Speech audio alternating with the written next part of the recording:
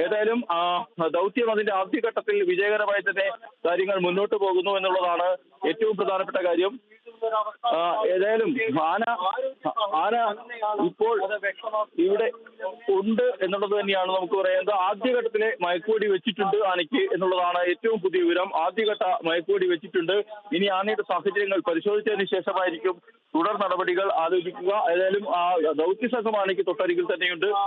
ആന മയക്കുവെടി വെച്ച് ആന അവിടെ തന്നെ ഉണ്ട് എന്നുള്ളതാണ് നമുക്ക് ദൃശ്യങ്ങളിൽ കാണാം. ദൗത്യ സംഘം അതിനൊപ്പം ഉണ്ട് എന്നുള്ളതാണ് ഏറ്റവും പ്രധാനപ്പെട്ട വിവരം.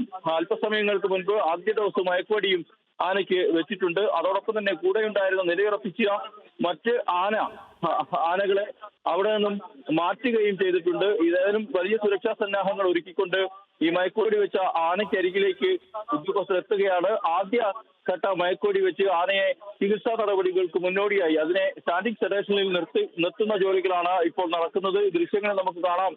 ഡോക്ടർ അരുൺ സക്രി സംഘവും വനം വകുപ്പ് ഉദ്യോഗസ്ഥരും അടക്കുന്ന ടീം ആനയ്ക്കരികിലേക്ക് എത്തിയിരിക്കുന്നു എന്നുള്ളതാണ് ഏറ്റവും പ്രധാനപ്പെട്ട കാര്യം.